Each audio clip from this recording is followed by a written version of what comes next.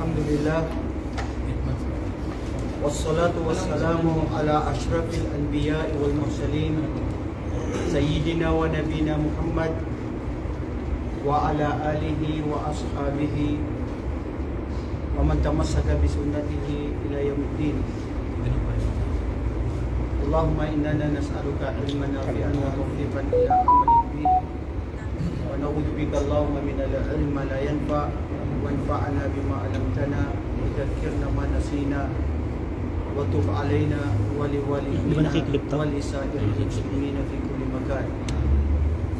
Allahumma ansurna ma'al qaumil zalimin.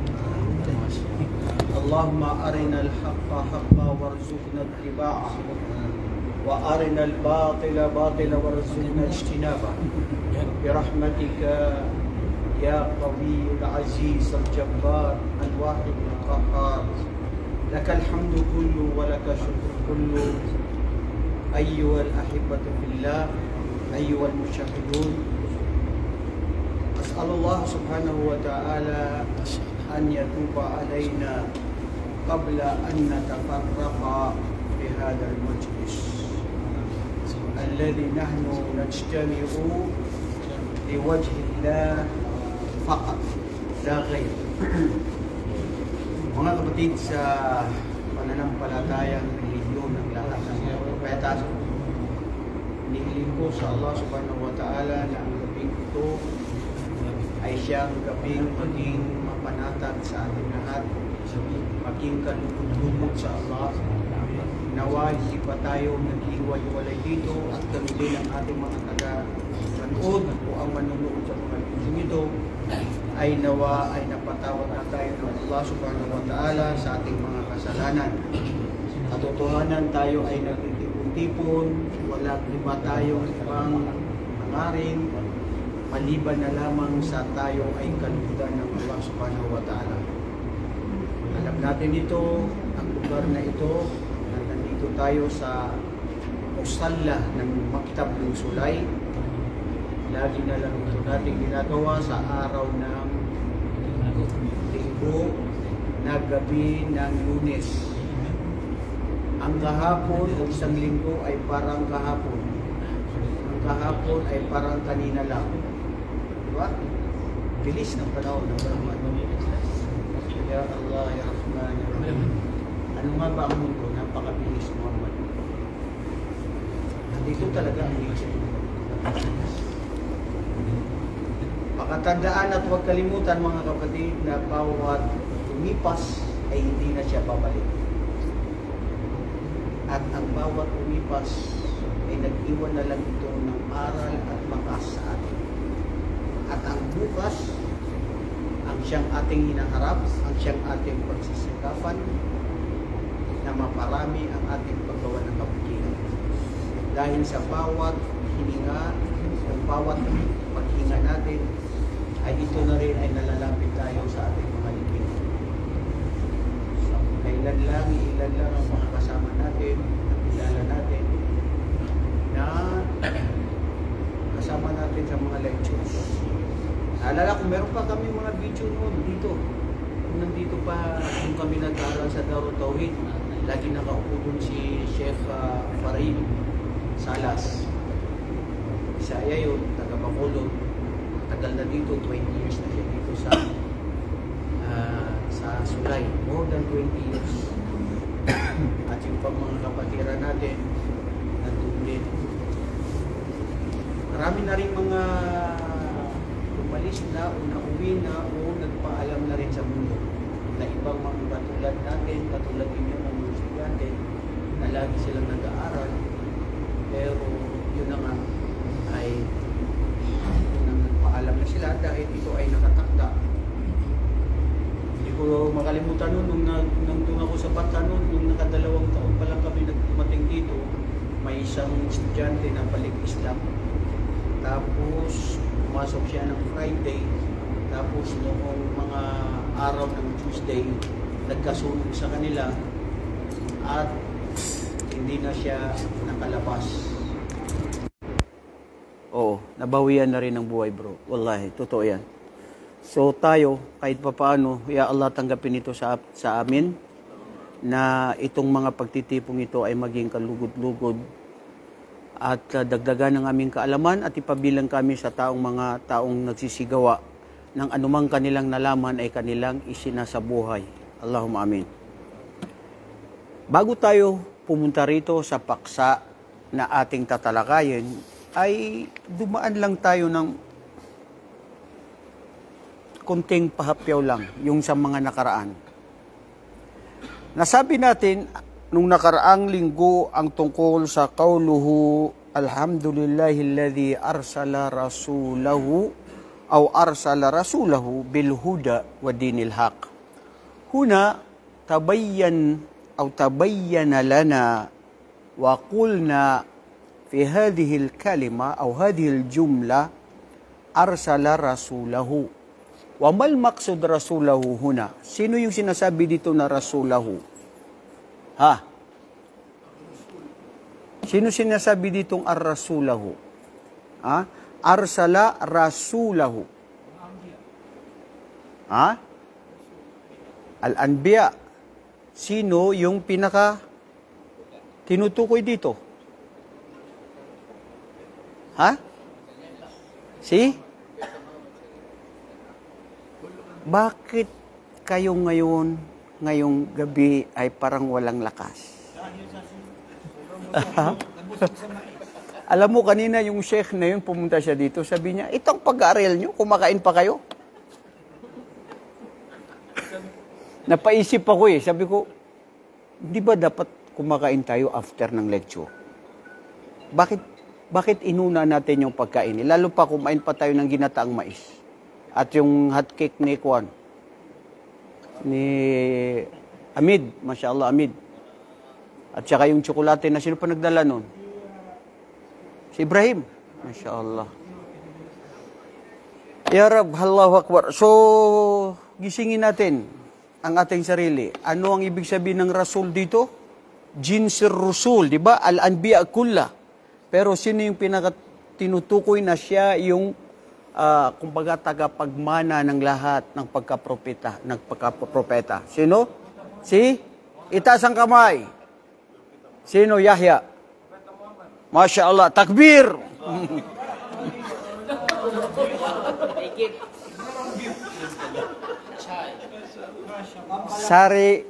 Sari Wangi. T. Asli. Masya Allah bro, hindi lahat binibigyan ng tea. Allahu Akbar, pakibigay bro sa kanya. Masya Allah, mabruk. Okay. Kung yun ay nasagot niya na si Propeta Muhammad, alayhi salatu wasalam, ano naman ang sinasabi nating bilhuda? Bilhuda wa dinil haq. Kulna, ano ibig sabihin ng huda? Famama na huda. Itaas ang kamay.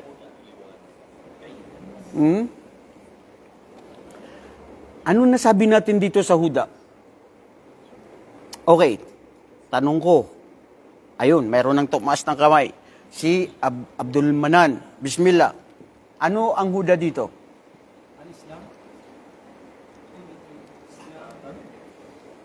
Bababa ko muna siya.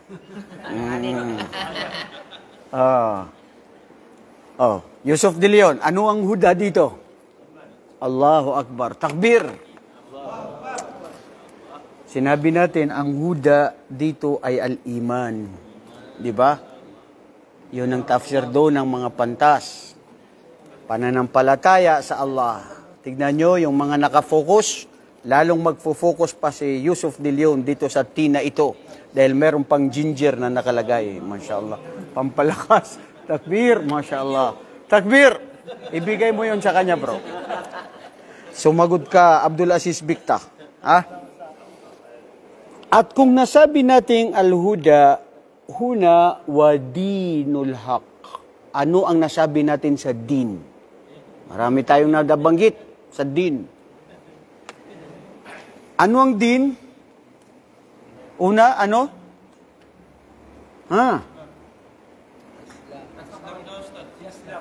Al-Islam, isa na yon. Takbir. Sino nagsabi? Masya Allah. Pakibigay kay...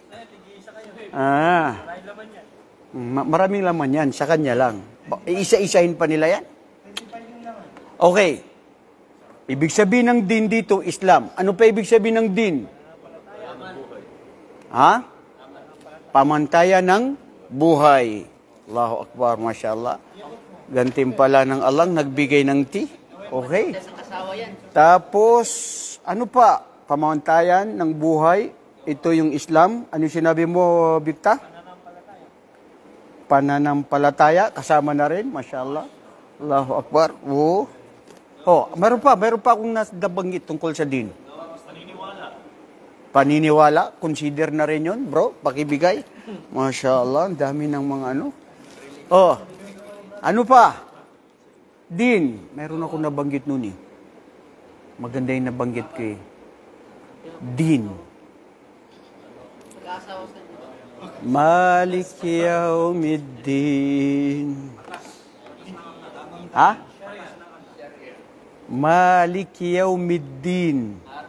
Ano ibig sabihin nun? Masya Allah. Si Abdulaziz Arifi. Erfe. Okay. So ano pa? Ha? Wala yung kapatid natin na si Abdul Salam. Abdul Salam, nagbakasyon ka, di ba? Mashallah. Welcome back. Saan ka pumunta ng state? Sa Ohio lang. Mashallah. Sa Washington. Hindi mo nakita si Donald Trump? Stricto. Doon pa lang doon sa Washington, yung sa White House. Layo-layo, hindi ka na makapasok doon. Okay, good. Maganda bakasyon mo, 2 weeks, ha? Bigyan ng siya. Bakit bibigyan ng siya? Wala pa akong tanong sa kanya. Wala pa siyang sagot. Ha? Ano ngayon kung nagbakasyon? Ha? Okay, ang tanong ko sa iyo, Abdus Salam, nung nandoon ka sa US, nakita mo itong lecture natin ng mga nakaraan? Wala kang internet? Dumating siya may dalang tsokolate, Masya Allah. Allahu Akbar. May 3 hari na nagsidalaw. Mayroon pa silang dalang mga tsokolate. Bro, wala pa naman Pasko Ha? Allahu Akbar. Si Isa yung salam niya. Si Isa? Si Isa Real. Jazakallah khairan. Cake. Bro, Masya Allah. Ang sarap niyan. Ang sarap. Sana all. Masya Allah. Masarap itong kito. Bro, pag yan tinignan natin, hindi tayo makakapagtuloy ng lecture natin. Kainin natin yan mamaya, bro. Pero hindi, dyan lang yan, kadekorasyon. Hindi sila makapagpustad kasi mamaya kayo lasa ng chocolate? Anong lasa nito? Hindi sila makapag-ano. Dapat nakatago yan. Okay lang yan, sige. Sige, fit na ako magsubok. Okay, ano pa yung nasabi ko sa din? Sino nakaalala? Nasabi na yun kanina. Gabay.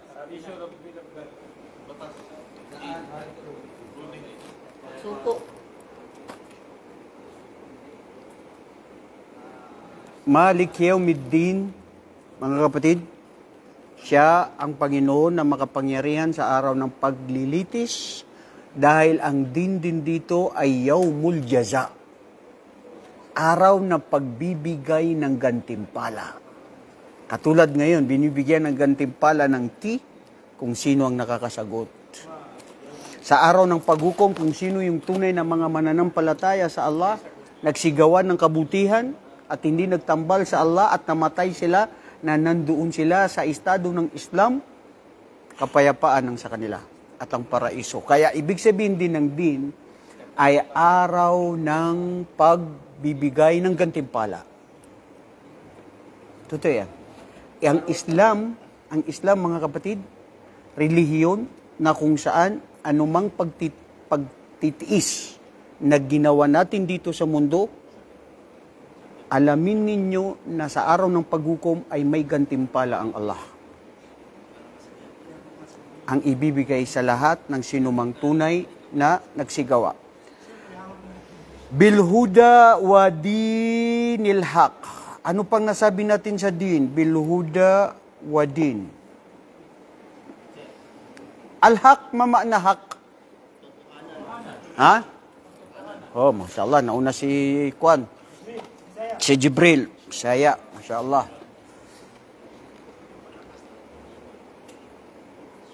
Liyudhhirahu ala ad-dini kulli wa kafa billahi shahida.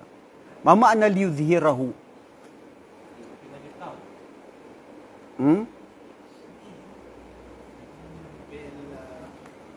Mga kapatid, ang nasabi natin dito sa liyudhhirahu ay ang relihiyon ng Islam ang siyang mangingibabaw at totoong relihiyon sa lahat ng anumang mga relihiyon na pinipili ng kahit sinong tao. At siyang relihiyon na mananatili. Bakit? Sinabi ng Allah sa Quran, Inna ad-dina indallahil Islam. Katotohanan ng relihiyon sa Allah ay Islam. Nangangahulugan na pag ikaw ay hindi Islam ang iyong relihiyon, hindi ka tatanggapin. Maski araw-araw ay nagluto ka ng pancake para ipakain mo sa mga kapatid, wala yan. Dahil kung hindi relihiyon mo ay ang Islam. Allahu Akbar. Ngayon mga kapatid, dadako tayo sa kauluhu wa ashhadu an la ilaha illallah. Wa ashhadu an la ilaha illallah, hadha huwa as-sabab limada khuliqna fi hadhihi al-haya. And this is the reason why Allah created us on this earth. It is because of this word. Ashhadu an la ilaha illallah. At ito rin ang dahilan kung bakit ang Kaaba ay nagawa o pinagawa ng Allah subhanahu wa ta'ala sa kanyang anghel. O ipinagawa niya kay Propeta Ibrahim alayhi salatu wasalam. Ito rin ang dahilan kung bakit may paraiso dahil sa la ilaha illallah. Ang pagsabi ng la ilaha illallah ay mayroon itong dalawang haligi. Dalawa o tatlo? Yung la ilaha illallah. Ano ang haligi niya? Dalawa o tatlo? O apat? Ha?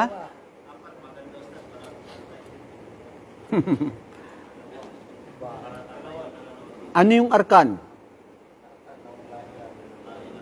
La ilaha illallah. Mga kapatid, hindi ka tanggap na Muslim kung hindi mo sabihin ng la ilaha illallah.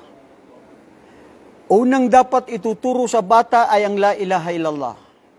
At ang sinabi ni Propeta sallallahu alaihi wasallam, man qala la ilaha illallah aw akhiru kalamuhu la ilaha illallah dakhala al-jannah.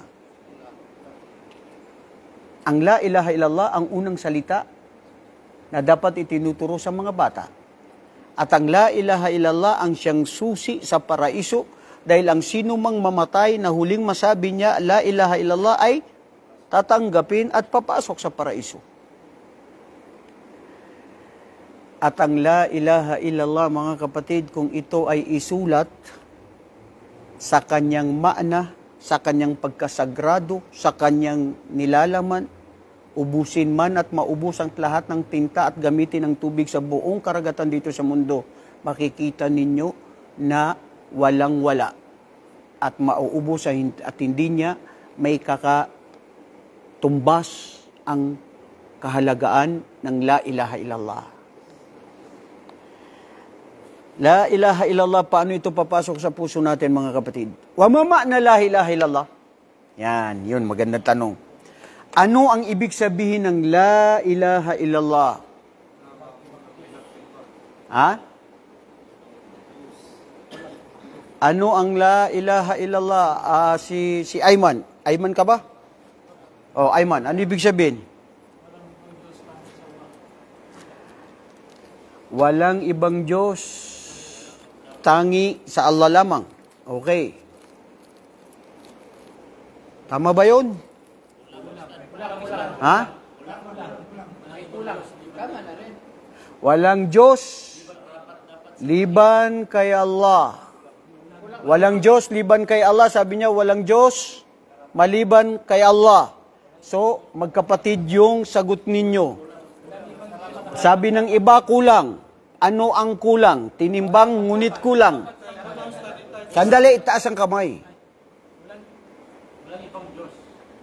O sige, Abdul, walang Diyos? Walang ibang Diyos, liban kay Allah, yung sinabi mo kanina, at saka ngayon din, sim-sim, sawa-sawa. Parehas lang sila. Ikaw bro, ito sino ito? Si Abdurrahim. Ano ang sagot? Allahu Akbar. Takbir. Pakibigay. Mga kapatid, tignan niyo ang pagkaiba. Pag sinabi mo na walang Diyos maliban sa Allah, nangangahulugan na mayroong pang mga Diyos na sinasamba ng mga iba. Si Lat, si Uzza, si Papa Jesus. So, maitim na Nazareno. Oh, si Kibuloy, hindi papatay, sinasamba na nila. So, ibig sabihin, la ilaha illallah, ibig sabihin, walang Diyos maliban sa Allah, parang mayroong pang Diyos na sinasamba. Kaya sinabi ng mga pantas, yung pagsabi ng walang Diyos maliban sa Allah ay kulang. Yung iba sinabi nila, khata, al-ma'na. Mali ang ibig sabihin ng ganun ang pagsabi. Kasi ang tunay na pagsabi ay, la ma'abudatin bihaqqin illallah. Walang Diyos na nararapat dapat sambahin maliban sa Allah. Kasi may mga Diyos-Diyos, kaya ang sinasabi, ang sino mang mga Diyos-Diyos na sinasamba ng mga nauna, hanggang ngayon, hanggang magunaw ang mundo, lahat ito ay hindi mga Diyos. Lahat ito ay mga peke. Lahat ito ay mga walang kabuluhan, walang saysay. Lahat ito ay kamangmangan at hindi makatotohanan. Dahil ang tunay na Diyos ay siya na ang Allah subhanahu wa ta'ala. Walang Diyos na nararapat, dapat sambahin maliban sa Allah. Ang sinasamba ninyo, na kung hindi siya lang sinasamba nyo, yan ay hindi makatotohanan at kalapastangan yan at napakalaking kasalanan yan sa araw ng paghukom. Dalil sa Quran. Dhalika bi anna Allah huwal haq wa annahu ma yad'una min duni huwal batil. Mismo ang Allah nagsaksi at nagsabi niya, katotohanan siya ang Allah na walang Diyos na nararapat dapat sambahin at huwal haq na siya ang makatotohanan. Wa annahuma duna min duni huwal batil. Wa anna ma yad'una min duni huwal batil. At ang sino man na bukod pa sa Allah na sambahin ng kahit sino, ito ay hindi Diyos at hindi makatotohanan na Diyos. Kaya mga kapatid, ganito kahalaga ang pagsabi na ang asyhadu an la ilaha illallah. Kunin natin ang ibang mga makna na sinabi dito. Asyhadu, sino sa inyo ang dumaan na nagsabi bago mag-Muslim na asyhadu? Itaas ang kamay. Ha? Isa. Sino ito? Si? Oh, bigyan. Masya Allah, si Ali. Sino pa nagsabi ng asyhadu? Ikaw, Maguindanon ka, hindi ka nagsabi ng asyhadu. Dalawa, si Jibril, bigyan yan. Sino yung doon? Si Muhammad? Oh, bigyan mo dyan. Si Jibril. Sino pa ito? Si Abdul Aziz. Nagsyahada ka ba? Nagsabi ka ng asyhadu? Oh, bibigyan ka rin. Masya Allah.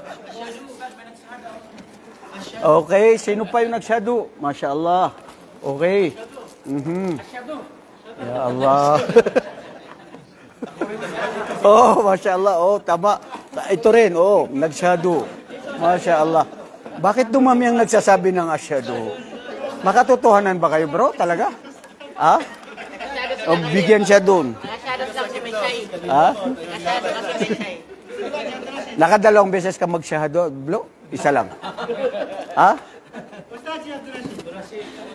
Oh, si Abdul Rashid. Pakibigyan kay Abdul Rashid. Pakibigay dito kay Ayban. Kay Abu Bakar. Sino pa doon? Ah, si Ryan. O, pakibigyan si Ryan. 2, 3. Wala pa. O, yan. Pakibigay. Masya Allah. Oh, lahat nagsyahada. Allahu Akbar. Sino? Hindi, Marano yan. Hindi yan nagsyahada yan. Ah? Wallahi mga kapatid, ilingin natin sa Allah mga kapatid na masabi natin ng asyhadu an la ilaha illallah sa huling antungan ng ating kamatayan. Dahil walang saysay ang buhay natin kung hindi natin masabi ang syahada la ilaha illallah. Okay. Qauluhu wa ashhadu an la ilaha illallah. Meron ba tayong blackboard dito? Wala, no? Meron? Tignan natin na para may explain natin ng ano. Kasi yung mga iba, pakikuha yung blackboard dyan, bro. Yung tasdid ng nun. Diyan karamihan na may mga konting hindi pagkakaunawaan. Sige bro, dito na lang. Yan, mashallah. Okay, very good. Ahsanta, kataballahu ajrak. Fatahallahu laka ya bunayya. Ang pagsabi na wa ashhadu an la ilaha illallah. Illallah. Okay, mga kapatid. Wa ashhadu an la ilaha illallah. Itong tasdid ng nun, itong sabi dito, kailangan ito mukhaffaf. Ano yung mukhaffaf? Yung sukun siya dapat na pag-pronounce. Kasi pag sinabi mo na, hindi mo pwedeng sabihin na, tagalin muna natin ang wawa, ashhadu, yung iba sinasabi nila, anna la, hada khata. Bakit khata? Lianna ba'da tasjid bin nun, labuda an yakuna bil ism. Kailangan, pagkatapos ng pagtasdid ng nun, anna, kailangan bil ism para yakunu fi ma'na. Katulad ng wa ashhadu anna Muhammadan. Diretso na Muhammadan. Pero itong dito, hindi mo siya pwedeng sabihin ng anna la. Pwede mo siyang sabihin na annahu. Yan. Kasi nagkaroon na siya ng makna. Ashhadu annahu, yun, pwede. Nagsasaksi ako, nagpapatunay ako, nakatotohanan na siya, ad-damir al-muttasil wa huwa damma, mabniyun ala damma, damir muttasil, yaudu ila Allah, awalafdul jalala, na siya ang tinutukoy mo doon. Kaya mali na sabihin mo na ashhadu anna la, mali yun, pero ang pwede ashhadu annahu la ilaha illallah. Kaya ang tama na pagtatabik, na pagsabi, ay kailangan ito ay mukhaffam na sukun. An, tapos diretso mo siya doon na la. Dito ako minsan nahihirapan, minsan may nakakapagsyahada. Sabi mo, sister, sabihin mo, ashhadu, sabi niya, ashhadu. Sabi ko, silent N yun. An la, ibig sabihin, Allah, ganon. Sabi niya, napopronounce niya, Allah. Pero hindi naman karamihan nakaka-pronounce ng Allah, kasi siyempre bago siya, so nasasabi niya parang Allah. Pero ang ibig sabihin talaga nito mga kapatid, ay dapat ay ang pagbasa nito ay kailangan bisukun. An la. At hindi siya pwedeng da nun. Oh, Ayman. Kapag ginawa mo siyang sadda, kailangan nandoon yung damir. Kasi damir, yung damir, kasama na rin yan sa mga asma. Kaya siya ay nagkaroon siya ng ibig sabihin. Annahu. Yan ang sinabi ni Sheikhul Islam Ibn Taymiyyah. Pwede sabihin nyo na ashhadu annahu la ilaha illallah. Pero pag sinabi nyo na ashhadu anna la ilaha illallah hada khata wa laysa fi ay ma'na wa inama tukhalitu al ma'na. Napapalitan ng kanyang ibig sabihin. Okay mga kapatid, gaano kaalaga ang la ilaha illallah? Ito ba ay sapat na sinasabi lang ng dila?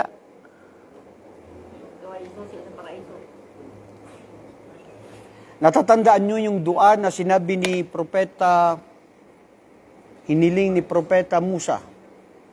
Liana, Propeta Musa huwa kalimullah. Nakakausap niya ang Allah subhanahu wa ta'ala. At tignan nyo ang propeta na kahit sino naman sa atin, ganun din tayo minsan. Gusto natin na gumawa ng isang bagay na nagpapalapit sa atin para mapalapit tayo sa kahit sino. Anong gusto mong gawin ko? Anong gusto mo na iserbisyo ko sa iyo? Si Propeta Musa alayhi salatu wasalam, annahu da'a rabbahu azza wa jal, faqala ya rabbi alimni shay'an udhakkiruka fi. Ay bima'na khassali. O aking Panginoon, ya Allah, dahil nakakausap niya diretso ang Allah, humihiling ako sa iyo ng dua na panalangin. Na ako lamang ang pagbibigyan mo. Special lang na ako ay propeta mo, na nakakausap kita, na dire-diretso sa iyo, na papuri at pagluwalhati sa iyo, na maging malapitin sa iyo at kalugod-lugod sa iyo, na ibig sabihin, umiingi ako na special na sa akin lang. Anong sinabi ng Allah? Ya Musa, madha qal? Ha? Ya umat al-Islam, madha qal? Madha ajab? Anong sinabi ng Allah subhanahu wa ta'ala sa hadith Qudsi? Ya Musa, ano? Qul. Ayan ang gusto kong maano ninyo. Hada fi'il amr. Wa huwa majzum bisukun. Di ba? Qul la ilaha illallah. Okay. Nandito ang word na salita na qul. Al-ulama qalu indama tuntak la ilaha illallah la yumkin faqat bil qalb. Fala budda min al kalam. Sasabihin mo. Dahil pinag-utos mismo ng Allah na sabihin kay Musa na, ya Musa, sabihin mo fi'il amr. It is a command from Allah. Qul la ilaha illallah. Sabihin mo, ya Musa, na walang Diyos na nararapat dapat sambahin at purihin at luwalhatin maliban sa Allah. Nagtaka ngayon si Musa. Ya Rabbi, kullu ibadaka yaquluna hadha wa yaquluna la ilaha illallah. O aking Panginoon, ang Allah subhanahu wa ta'ala, lahat ng iyong mga alipin, sinasabi nila ang la ilaha illallah, samantalang ako ay humihiling sa iyo na para sa akin lang. Huminto tayo dyan. Ano ang aral na napulot mo dyan sa pag-uusap nila? Na nagsabi ang Allah sa kanya na yan ang sabihin mo. Tapos sabi ni Musa na lahat ng mga alipin mo, nagsasabi niya, mayroon ba kayong istimbat? Mayroon ba kayong natutunan na pwede ninyong sabihin? Wala nang mas mataas pa sa kanya. Wala nang mas mataas kaysa? Wala nang mas mabigat pa sa kanya. Very good. Wala nang mas mabigat na salita. Diba? Isa yun. Kasi kung may special pa na mas mabuti at mas mabigat, sasabihin ng Allah kay Musa. Pero sinabi niya yan. Ano pa? Yun lang yun, wala nang pinaka mas mabigat na ibig sabihin ng salita na yan, maliban kaya na lang. Ali, ipulito.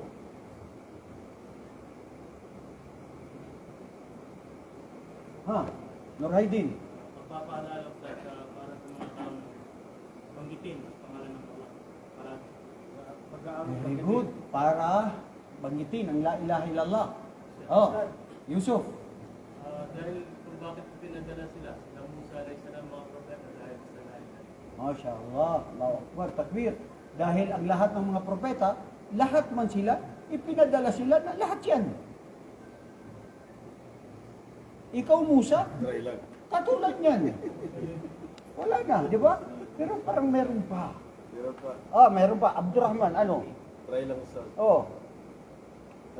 Di ba sinabi ng Allah na ginawa niya ang lahat, binigyan tayo ng buhay, ginawa niya ang sangkatauhan at ang jin na sangkatauhan para lang siya sasampahin. Ginawa niya ang kalangitan at kalupaan. Nang dahil lang sa sintang la ilaha illallah, sambahin ang Allah, wala ibang gusto karapat-dapat sambahin maliban sa kanya. Tapos, Pag-iwas sa pagtambal sa awa. so yun na yun. Yun.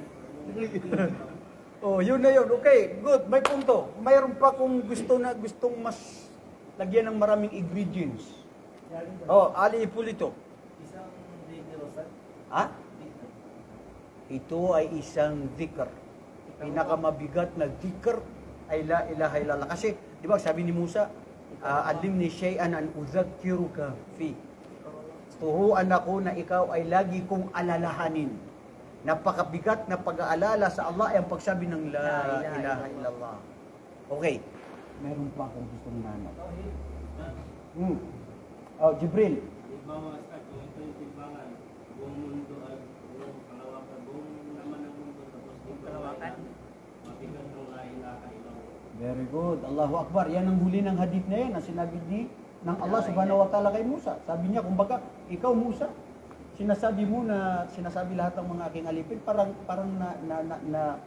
nahihinahan ka dyan. At hindi mo ba alam, ang buong kalawakan na ito, ay timbangin ito lahat at isulat at lahat timbangin na ang katumbas ay la ilaha illallah, makikita mo na mas mabigat ang la ilaha illallah kaysa kamunduan na ito. Mga kapatid, ibig sabihin bro ay wallahi mabigat ang la ilaha illallah kaysa sa mundo na kung saan tayo ngayon ay nandito. Mabigat ang la ilaha illallah sa kahit anong kapangyarihan na meron ka. Presidente ka, prime minister, kahit anong... Parang galit ko. Wala, lahat. Ang la ilaha illallah ang pinakamabigat. Ano pa? Dahil nilikha ang mundo dahil sa la ilaha illallah. Why the world was created? It is because of la ilaha illallah. Nakakapasok ang tao sa paraiso na siya ay nagsabi ng la ilaha illallah.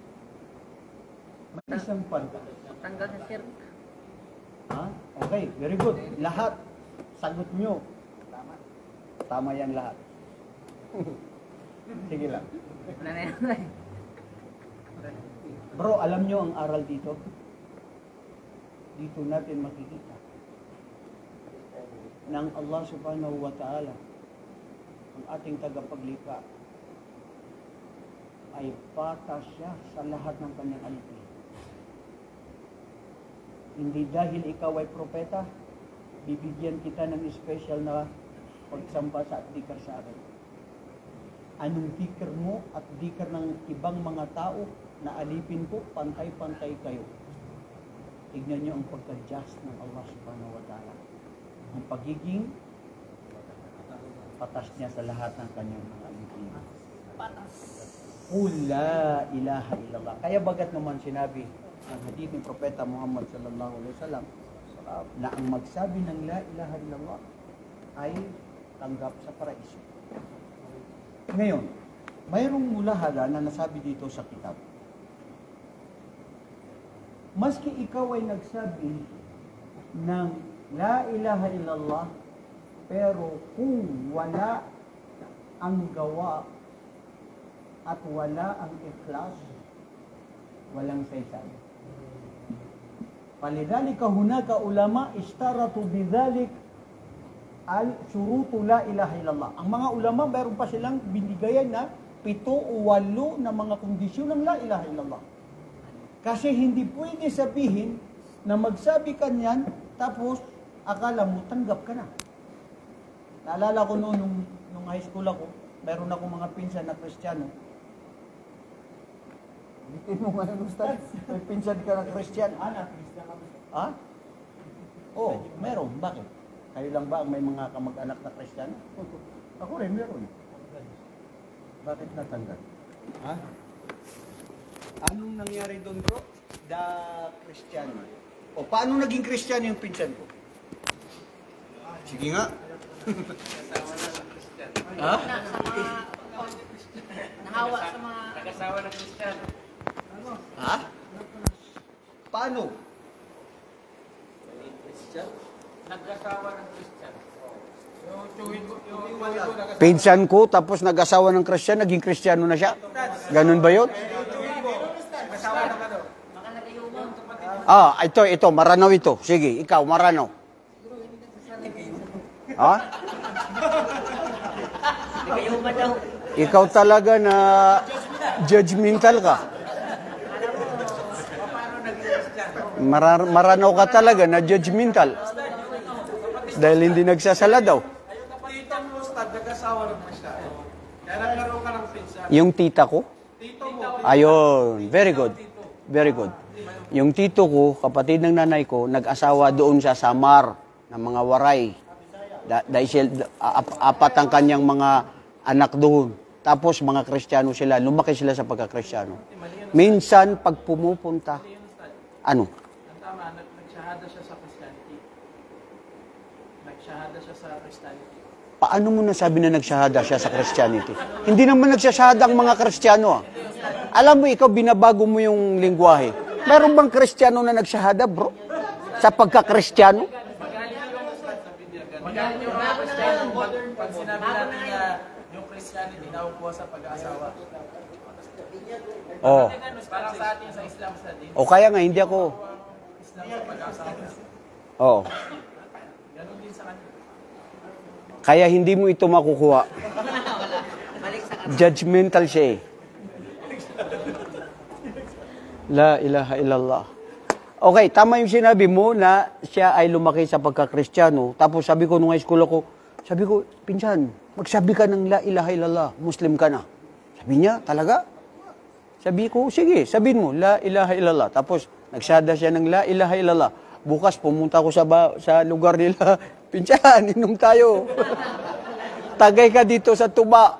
Doon sa gilid ng bayan, nandun si Papa Mary, si Kuan. Si Mama Mary. Subhan.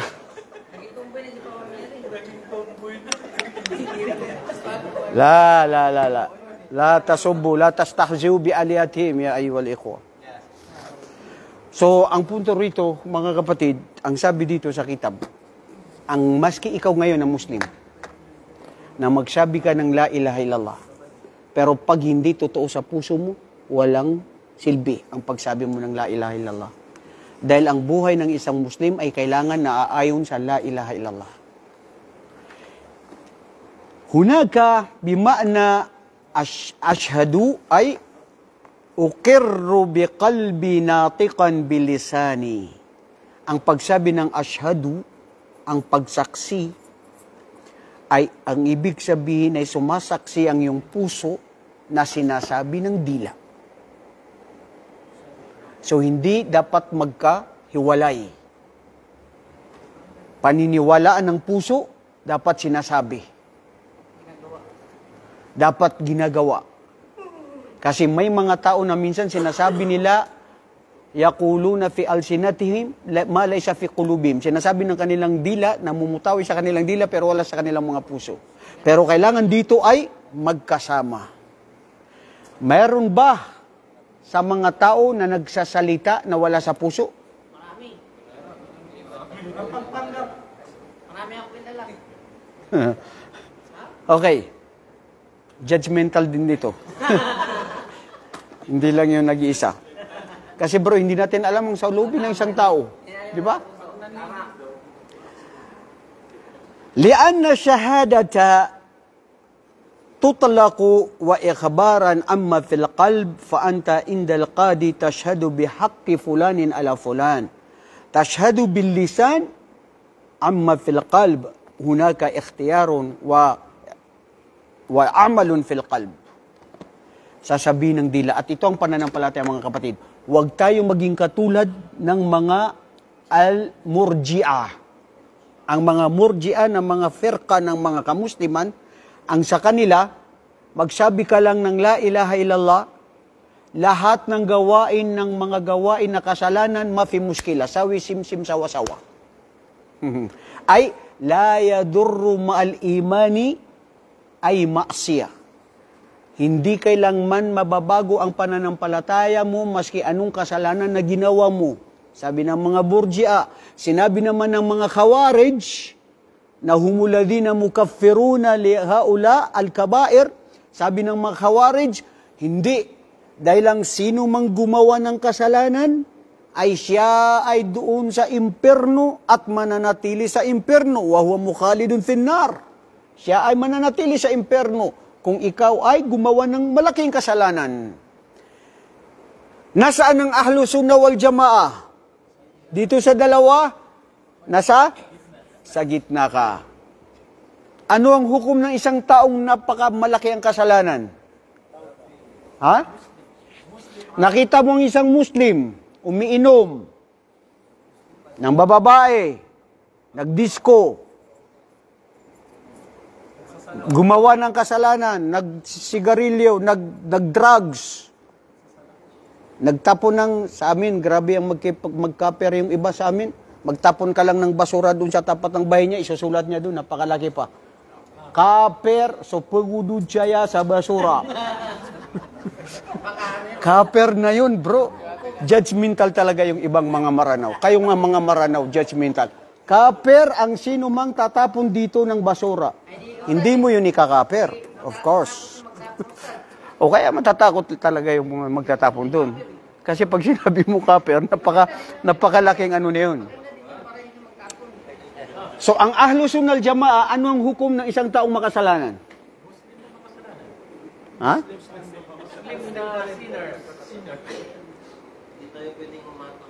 Oh, mashallah. Very good ang mga tulab. Hindi tayo pwede mag-judge, hindi tayo pwede humatol, hindi ka pwede mag-judgmental. Ano ang sasabihin mo? Hukmuhu ilallah. In sya'a adzaba wa in sya'a ghafar. Wa huwa tahta masyiatillah. Ang hukom, ang paglilitis sa kanya, ay nasa kapasyahan ng Allah. Ang isang Muslim na makasalanan, maari siya ay patawarin ng Allah dahil nandoon ang habag ng Allah sa mga taong mananampalataya at naniniwala sa Kanya. Kaya sinabi ng hadith ng Propeta sallallahu alaihi wasallam, man kana fi qalbihi dharratun minal iman, la yakhludu minan nar. Ang sino man ang sa dito lang sa kanyang puso na mayroon katiting na paniniwala na nag-iisang Diyos ang Allah, ang mapagmapatawad, at siya ay hindi mananatili sa impyerno. Dahil sa tauhid, dahil sa la ilaha illallah, pwedeng siya ay nasa impyerno at tanggalin sa impyerno dahil walang mananatili na isang tao na naniniwala ang kanyang puso na walang Diyos na dapat sambahin maliban sa Allah. Pero kung nagkasala siya, ginawa ang impyerno para linisin ang mga kasalanan ng mga makasalanan. Kaya ang araw ng paghukom, nandoon yung rahim, nandoon yung habag, awa, pagmamahal, pagpapatawad ng Allah sa kanino? Wa kana bil mu'minina rahima. Siya ang Allah na ang kanyang habag at awa ay doon lamang sa mga mananampalataya sa araw ng paghukom. Na nasabi ng mga pawalo. Sino yung mga pawalo, yung mga pilosopo na iba, sabi nila, okay lang palang, bay. Sige lang kay hindi pala tayo mananatili sa impyerno. So may oras na makaalis tayo sa impyerno. Importante na naniniwala ka sa la ilaha illallah. Katulad mo, enjoy. Ha? Bro, ano ibig sabihin nun? Huwag mo lukuhin ang sarili mo. Kasi ang huwag mo lukuhin ng Allah, niluluko mo ang sarili mo. Ulaika alladhina yukhadi'una Allah wa hum yakhdu'una anfusahum. Niluloko nilang Allah. Tunay na niloloko nila ang kanilang sarili. Bakit? Hindi ba alam ng Allah kung anong nakaugat na at sinabi ng puso mo na yun pala, okay yun? Di ba malaking panlilin lang yun, kapatid? Yung iba, sabi naman nila, importante na hindi ka mananatili sa impyerno. Importante na na-enjoy ka sa mundo. Nagawa mo ang gusto mo, tapos, hindi ka naman mananatili sa impyerno.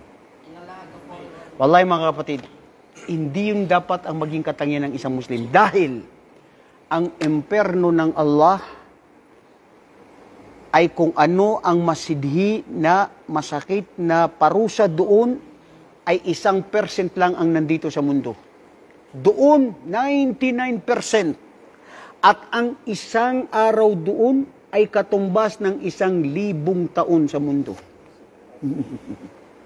Ibig sabihin bro, yung 1 minuto o 1 segundo nandoon ka sa impyerno, ilang libong taon ka dito sa mundong ito. So sasabihin mo na ganun lang yon?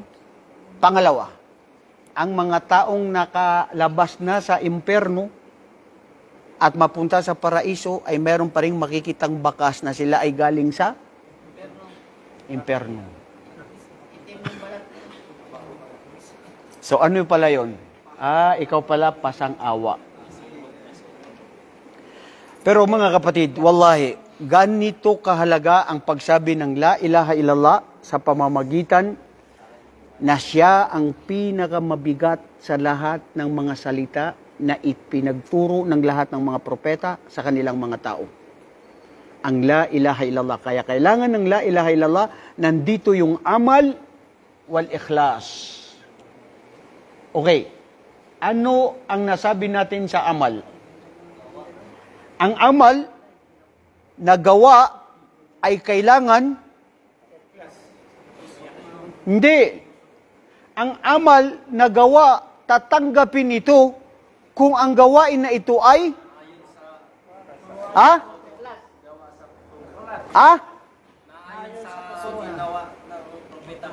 very good. Bigyan ng isang shay. Allahu Akbar. Masya Allah. Takbir. Bro, may mga gawain, kapatid na Rehan, na gumagawa tayo ng mga mabubuti. Abdulaziz, Victa, bakit masama ang tingin mo sa akin? Meron ba ako nasabi, bro, na masama? Oo. Ang gawain, bro, na kahit mabuting gawain, pero kung hindi alinsunod sa gawa ni propeta, ghairu makbul, hindi tatanggapin. Sa basketball,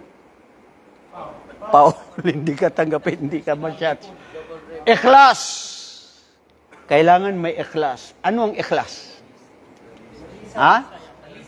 Dalisay? Purity, dalisay, katapatan, magpipinsan-pinsan lang yan. Ano pa? Makatotohanan, sincere. Ano pa? Mayroon pa kung hinahanap talaga na gustong tamang kasagutan ng tumpak na ibig sabihin ng ikhlas. Ano ang ikhlas? Nasaan yung wallet ko? Meron bang pera para bigyan natin? Wallahi, itinanong sa amin ito nung kami mga estudyante. Walang nakasagot. Ano? Ano ang ikhlas? Pasagutin natin itong Maranaw. Hindi siya nakakuha ng tea. Kusang loob. Hindi ka lang judgmental, manguhula ka pa. Kasang-awa.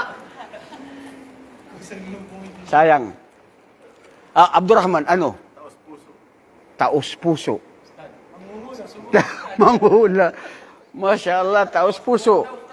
Alam nyo, nasabi nyo na lahat yun eh. Pare-parehas lang yan. Katapatan, taos puso, puro, totoo, sincere, dalisay.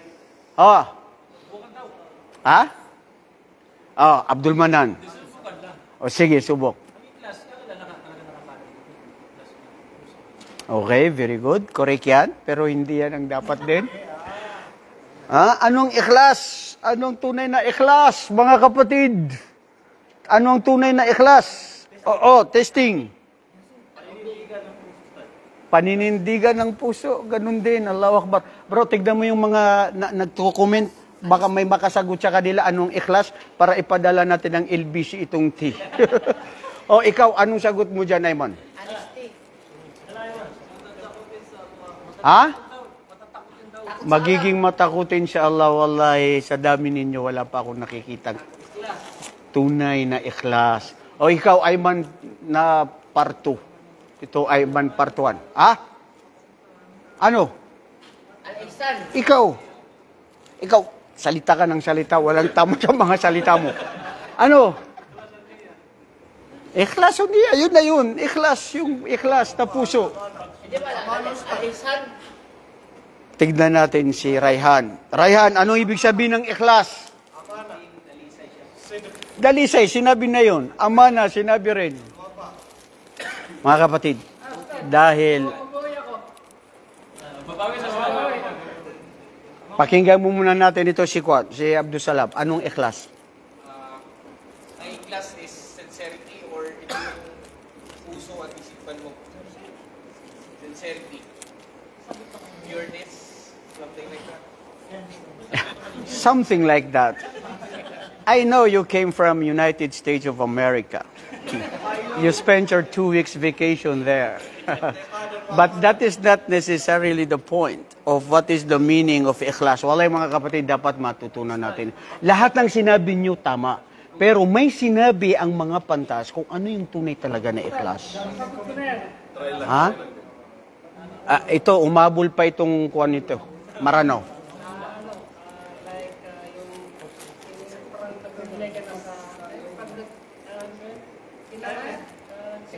Like. Tawakal sa Allah. Alam mo, sir, ikaw talaga. Sir, sa mga sir, karungan yung question. Iba talaga sinasabi ni sir. Oh, Ali, Ipolito. Gawain ng puso, of course. Ang ikhlas, gawain ng puso yan. Ha? I'tiqadan wa amalan. Malapit na yun sa kanya eh. Malapit na yun eh. Clue na yun eh. Malapit yun sa kanya eh. I'tiqadun wa amalon. Ano, Ismail? Katotohanan. Paghangad ng gantimpala. Paghangad ng gantimpala. Ano?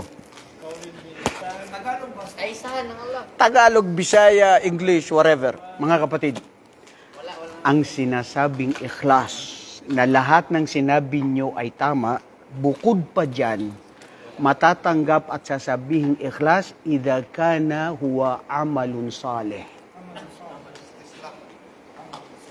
Kapag ang ikhlas na totoong matatanggap na ikhlas ay gawaing mabuti. Pero delikado kasi, ikhlas ka na, gawaing mabuti pa, totoo pa at puro ang puso mo, pero babalik doon sa amal kung ito'y gawain ni propeta. Kung hindi gawain ni propeta, hindi tanggap. So, gumawa ka na gawain ni propeta, tingnan yung pagka-ikhlas ha, gumawa ka na gawain ni propeta mismo, pero kung wala namang ikhlas, wala rin. Maari itanong mo, Ustad, paano sinabi mo na gawain ni propeta Muhammad na walang ikhlas? Pwede ba yun? Ha? Pwede? Kasi sinabi mo kanina, Ustad, ng ikhlas, amalun saleh, mga gawain na mabuti. Magawain mabuti yun. Doon papasok yung mga sinabi nyo na puro at sinseridad.